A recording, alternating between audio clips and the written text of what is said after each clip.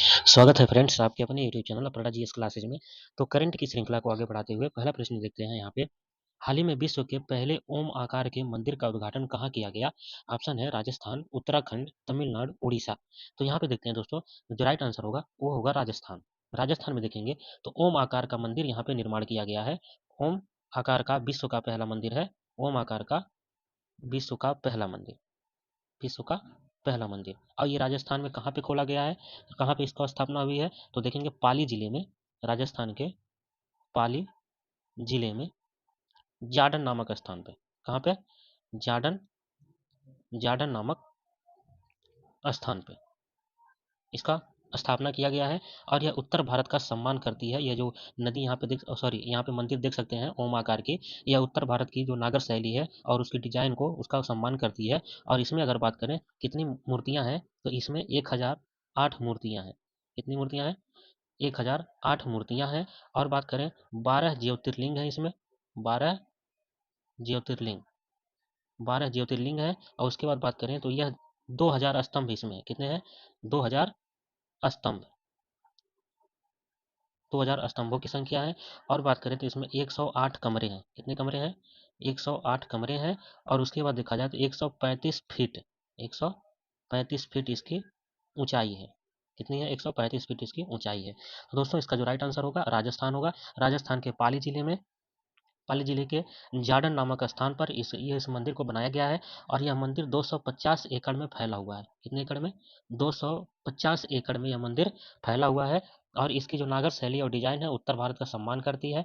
इसमें 1008 मूर्तियां, 12 ज्योतिर्लिंग और 2000 स्तंभ और 108 कमरे, साथ साथ 135 फीट की ऊंचाई पर स्थित है। आगे देखते हैं फ्रेंड्स। टेंटलम एक दुर्लभ धातु है जो हाल ही में किस नदी में खोजा गया?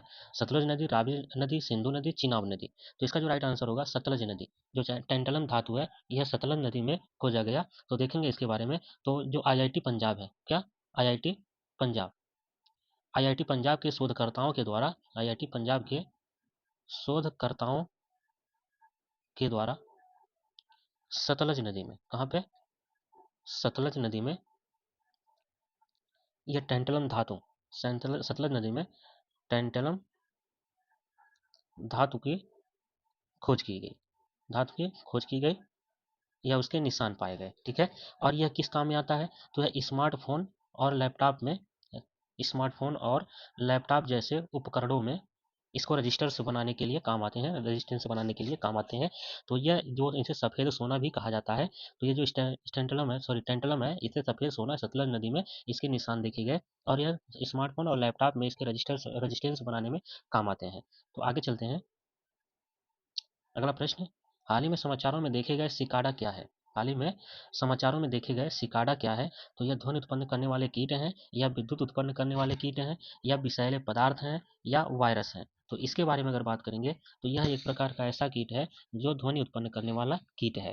तो वैज्ञानिकों ने इसे मेघालय में, कहाँ पे इसकी खोज? मेघालय में, मेघालय में इसकी खोज सिकाडा की नई प्रजाति, यह सिकाडा की नई प्रजाति है। किसकी? सिकाडा की, सिकाडा की ये नई प्रजाति है और मेघालय में इसकी खोज की गई। और इसे बटरफ्लाई सिकाडा के नाम से भी जाना जाता है। बटरफ्लाई सिकाडा, बटरफ्लाई सिकाडा के नाम से भी, के नाम से भी जाना जाता है। और यह ध्वनि उत्पन्न करने वाला कीट है। और इसकी अगर लंबाई की बात करें तो इसकी लंबाई लगभग 2 से 5 सेंटीमीटर के बीच होती है, 2 से 5 सेंटीमीटर के बीच। आगे चलते हैं। हाल ही में किस संगठन ने कोरोना वायरस के लिए नया नेटवर्क कोविनेट लॉन्च किया है? डब्ल्यूएचओ ने, डब्ल्यूटीओ ने, यूनेस्को ने, आईआईटी ने। तो इसका राइट आंसर हो जाएगा डब्ल्यूएचओ ने। डब्ल्यूएचओ ने ये जो कोविनेट है इसको लॉन्च किया है। तो देखेंगे जो डब्ल्यूएचओ है यानी कि विश्व स्वास्थ्य संगठन, विश्व स्वास्थ्य संगठन, डब्ल्यूएचओ, इसने क्या किया? डब्ल्यूएचओ ने तो मानव पशु, देखेंगे मानव पशु और पर्यावरणीय, मानव पशु और पर्यावरणीय कोरोना वायरस, पर्यावरणीय जो कोरोना वायरस है, कोरोना वायरस, कोरोना वायरस निगरानी में, निगरानी में, कोरोना वायरस निगरानी के अंतर्गत एक वैश्विक नेटवर्क, वैश्विक वैश्विक नेटवर्क कोविनेट लॉन्च किया, कोविनेट लॉन्च किया।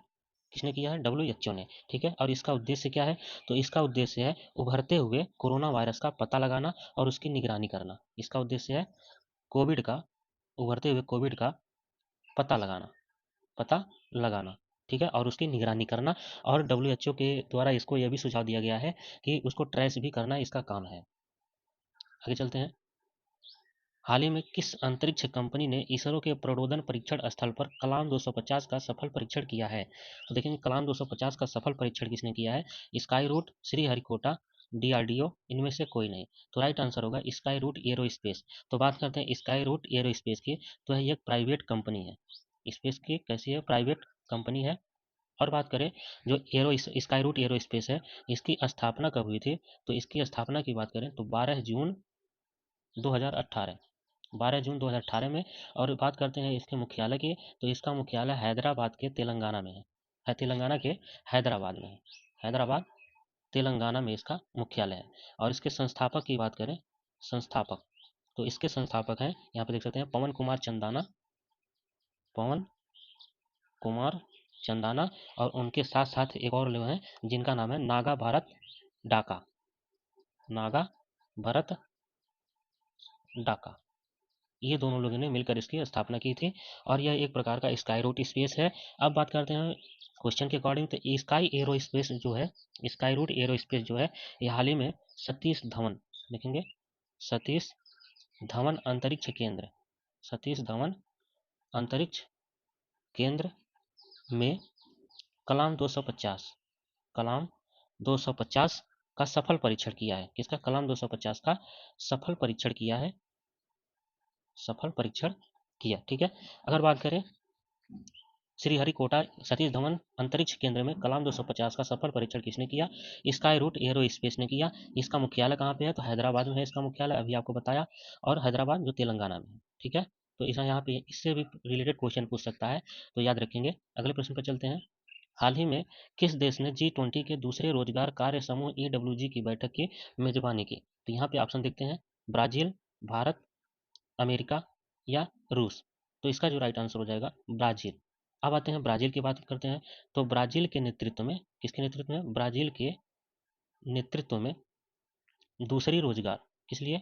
जो दूसरी रोजगार समूह है, रोजगार कार्य समूह, कार्य समूह की बैठक के लिए, की बैठक के लिए अगर बात करें तो ब्रासीलिया में, कहाँ पे? ब्रासीलिया, ब्रासीलिया में, ब्रासीलिया में बैठक बुलाई गई, ब्रासीलिया में बैठक बुलाई गई, ठीक है। और इसमें अगर बात करें तो इस जो ब्रासीलिया में बैठक बुलाई गई किसके लिए? दूसरी रोजगार कार्य समूह की बैठक के लिए। और यहाँ पे अगर बात करें G20 की, थोड़ा G20 के बारे में भी देख लेते हैं। तो यह 20 देशों का समूह है, G20 जो है 20 देशों का समूह है। और हाल ही में जो G20 शिखर सम्मेलन हुआ था, यहाँ पे देखेंगे G20 शिखर सम्मेलन, शिखर सम्मेलन 2023, 2023 की बात करें तो हाल ही में यह भारत के नई दिल्ली में इसकी आयोजना की गई थी, नई दिल्ली में। और यह भारत में इसकी आयोजन हुआ था। और यह 18वीं बैठक थी। कौन सी बैठक थी? 18वीं बैठक थी, ठीक है। 18वीं बैठक नई दिल्ली में प्रगति मैदान में, कहाँ पे हुआ था? प्रगति मैदान में नई दिल्ली में इसका आयोजन हुआ था। मेजबान देश कौन था? भारत था। और बात करें इसका मोटो क्या था? मोटो देखेंगे, मोस्ट इंपॉर्टेंट होता है मोटो।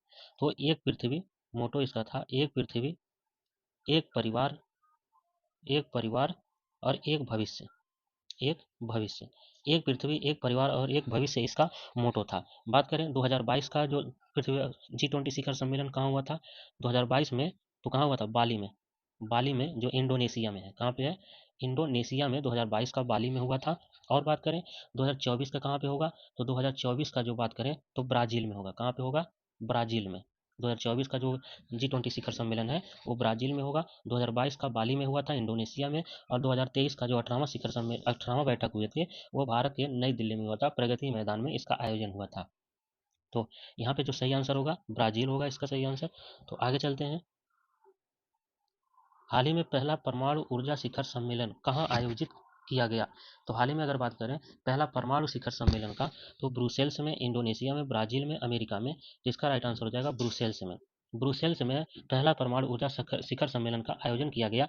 बात करते हैं 21 मार्च को परमाणु ऊर्जा शिखर सम्मेलन, परमाणु ऊर्जा शिखर सम्मेलन, इसमें बात करें तो 34 देशों के नेता 34 देशों के नेता ब्रुसेल्स में इकट्ठा हुए। कहाँ पे? ब्रुसेल्स में एकत्र हुए एकत्र हुए ठीक है। अब यहाँ पे देखेंगे, यहाँ पे ब्रुसेल्स में 34 देशों के नेता एकत्र हुए, और यहाँ पे देखेंगे जो अंतर्राष्ट्रीय परमाणु ऊर्जा एजेंसी है, अंतर्राष्ट्रीय, यहाँ पे IAEA लिख देते हैं, अंतर्राष्ट्रीय परमाणु ऊर्जा एजेंसी, और बेल्जियम बेल्जियम बेल्जियम के द्वारा, बेल्जियम दोनों संस्थाओं के द्वारा, बेल्जियम और IAEA यानी कि अंतर्राष्ट्रीय परमाणु ऊर्जा एजेंसी के द्वारा इस सम्मेलन का जो उद्देश्य है, इन दोनों ने मिलकर आयोजित किया इसे, इन दोनों ने मिलकर इसका आयोजन किया। और इस आयोजन का जो मुख्य उद्देश्य है, इस सम्मेलन का जो मुख्य उद्देश्य है, वो शुद्ध शून्य उत्सर्जन, शुद्ध शून्य उत्सर्जन शुद्ध शून्य उत्सर्जन और सतत विकास का लक्ष्य प्राप्त करना इसका मुख्य उद्देश्य है। तो इसका आयोजन जो हुआ था ब्रुसेल्स में हुआ था, किन दोनों ने मिलकर किया? तो IAEA यानी कि अंतर्राष्ट्रीय परमाणु ऊर्जा एजेंसी और बेल्जियम के द्वारा मिलकर इसका आयोजन किया गया। आगे चलते हैं। विश्व कबड्डी दिवस 2024 पर किस देश ने 128 खिलाड़ियों की भागीदारी के साथ गिनीज वर्ल्ड रिकॉर्ड बनाकर इतिहास रच दिया? तो यहाँ पे भारत होगा इसका आंसर, इसका जो राइट आंसर होगा भारत। तो अगर बात करते हैं तो भारत में अगर देखें तो 24 मार्च को विश्व कबड्डी दिवस मनाया जाता है। 24 मार्च को विश्व कबड्डी कबड्डी दिवस दिवस पर पंचकुला में, कहाँ पे? पंचकुला में बात करें, पंचकुला में ताऊ देवीलाल स्टेडियम, ताऊ देवीलाल ताऊ देवीलाल स्टेडियम ताऊ देवीलाल स्टेडियम में 128 खिलाड़ियों के साथ 128 खिलाड़ियों के साथ गिनीज वर्ल्ड रिकॉर्ड बनाया गया। तो यहाँ पे देखेंगे, तो आगे चलते हैं नेक्स्ट स्लाइड पे। तो HIPSA और हरियाणा सरकार, HIPSA और हरियाणा सरकार हरियाणा सरकार के बीच समझौता ज्ञापन समझौता ज्ञापन ने विश्व स्तर पर कबड्डी को बढ़ावा देने के लिए यह आयोजन किया गया। ठीक है, तो किसके साथ किया गया? HIPSA के साथ और हरियाणा सरकार के साथ कबड्डी को विश्व स्तर पर बढ़ावा देने के लिए 128 खिलाड़ियों के साथ गिनीज वर्ल्ड रिकॉर्ड हासिल किया गया। यह पंचकुला के ताऊ देवीलाल स्टेडियम में इसका आयोजन हुआ, और 24 मार्च को विश्व कबड्डी दिवस मनाया जाता है। तो इसका सही आंसर होगा भारत। अगले प्रश्न पर चलते हैं। हाल ही में किस IIT ने एक अग्रणी स्वाइन फीवर वैक्सीन तकनीकी को वैक्सीन निर्माण कंपनी बायोमेड प्राइवेट को सफलतापूर्वक हस्तांतरित किया है? तो यहाँ पे इसका सही आंसर देखते हैं। IIT Guwahati, IIT Delhi, IIT Roorkee या IIT मुंबई। तो राइट आंसर जो हो जाएगा IIT गुवाहाटी। अब बात करते हैं IIT गुवाहाटी की। तो यह जो फीवर है, स्वाइन फीवर वैक्सीन, तो यहाँ पे देखेंगे स्वाइन फीवर वैक्सीन तकनीकी को बायोमेड प्राइवेट लिमिटेड को हस्तांतरित कर दिया गया है। किसके द्वारा? IIT गुवाहाटी के द्वारा।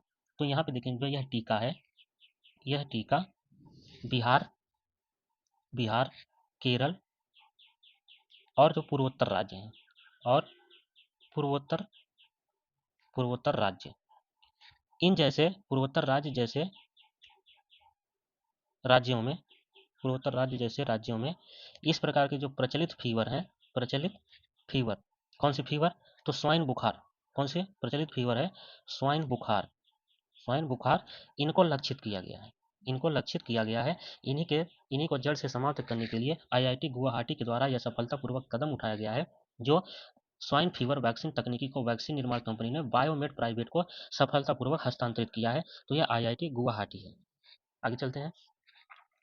हाल ही में खबरों में देखी गई मुस्क बुदिजी किस फसल की स्वदेशी किस्म है? तो यहाँ पे देख सकते हैं चावल, गेहूं, मक्का, दलहन। तो यह चावल की किस्म है। तो हाल ही में देखेंगे हाँ, कश्मीर की हिमालयी हिमालयी क्षेत्र की कश्मीर की अगर बात करें तो हिमालयी क्षेत्र की देसी चावल हिमालयी क्षेत्र की देसी चावल की किस्म है मुस्क बुदिजी मुस्क बुदिजी मुस्क बुदिजी अगर इसकी बात करें तो यह जो मुस्क बुद्धि जी की अनूठी सुगंध का यह रहस्य है, मुस्क बुद्धि जी की अनूठी सुगंध का रहस्य है, सुगंध का रहस्य है। कौन सा? मुस्क बदी जी का रहस्य है। अगर बात करें तो अगस्त 2023 में, कब? अगस्त 2023 में इसे जीआई टैग, अगस्त 2023 में इसे जीआई टैग प्रदान किया गया। पूछा जा सकता है, यह क्वेश्चन पूछे या न पूछे, यहाँ से यह भी पूछा जा सकता है, हाल ही में खबरों में रही चावल की नई किस्म मुस्क बदीजी, यह मुस्क बदीजी को जीआई टैग कब मिला? तो यह अगस्त 2023 में भी इसको जीआई टैग प्रदान किया गया था। ठीक है, तो इस तरह से भी क्वेश्चन बन सकता है, तो दोनों टाइप के क्वेश्चन याद रखेंगे। तो आगे चलते हैं फ्रेंड्स ऑन लाइनर क्वेश्चन पर, जिसमें 10 प्रश्न ऑन लाइनर भी लिए जाते हैं। देखते हैं, राष्ट्रपति मुर्मू शनिवार को राष्ट्रपति भवन में भारत रत्न पुरस्कार प्रदान करेंगे। ठीक है, शनिवार यानी कि 30 मार्च को राष्ट्रपति भवन में भारत रत्न पुरस्कार प्रदान करेंगे। तो ये भारत रत्न पुरस्कार 4 लोगों को दिया जाएगा। 4 लोगों में अगर बात करें तो चौधरी चरण सिंह, ठीक है, चौधरी चरण सिंह जो 5वें प्रधानमंत्री थे, और उसके बाद देंगे कर्पूरी ठाकुर को। कर्पूरी ठाकुर ये बिहार के पूर्व मुख्यमंत्री रह चुके हैं। और तीसरे जो हैं पीवी नरसिम्हा राव, पीवी नरसिम्हा राव ये भारत के 9वें प्रधानमंत्री रह चुके हैं, 9 नंबर के पीएम रह चुके हैं। और एम एस स्वामीनाथन, ये 4 लोगों को प्रदान की 30 मार्च को इन्होंने प्रदान किया। तो यहाँ पे देख सकते हैं विदेश मंत्री, अगला देखेंगे, विदेश मंत्री जयशंकर और उनके यूक्रेनी समकक्ष दिमित्रो कुलेबा ने चल रहे मॉस्को कीव संघर्ष और इसके व्यापक प्रभावों पर चर्चा की। आगे देखते हैं, अभय द्वारा अनुवादित पहला मगही उपन्यास फूल बहादुर का डिब्रूगढ़ विश्वविद्यालय साहित्य महोत्सव में अनावरण किया गया। तो ये क्वेश्चन मोस्ट इंपॉर्टेंट बन सकता है। आगे देखेंगे, भारत ने 128 खिलाड़ियों की भागीदारी के साथ कबड्डी में नया गिनीज वर्ल्ड रिकॉर्ड बनाया। इस वर्ष विश्व पियानो दिवस 2024 गुरुवार 28 मार्च को 2024 को मनाया गया।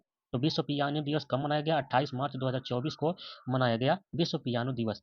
आगे देखेंगे, श्रीटी आर्मस्ट्रांग जॉनसन को क्यूबा गणराज्य में भारत के अगले राजदूत के रूप में नियुक्त किया गया। मोस्ट इंपॉर्टेंट देखेंगे, श्रीटी आर्मस्ट्रांग जॉनसन को क्यूबा गणराज्य में भारत के अगले राजदूत के रूप में नियुक्त किया गया। आगे देखेंगे, न्यायमूर्ति मोहम्मद यूसुफ वानी ने जम्मू कश्मीर और लद्दाख उच्च न्यायालय के अतिरिक्त न्यायाधीश के रूप में भी शपथ ली। पी आर श्रीजेश और कैमिला कारम F federation of Indian hockey athlete समिति के सह अध्यक्ष नियुक्त किए गए। श्री टी आर्मस्ट्रांग जॉनसन को क्यूबा गणराज्य में भारत के अगले राजदूत के रूप में नियुक्त किया गया। लोकसभा चुनाव 19 अप्रैल से 7 चरणों में होंगे। तो दोस्तों आज के लिए बस इतना ही, मिलते हैं कल अगले वीडियो में, तब तक के लिए धन्यवाद।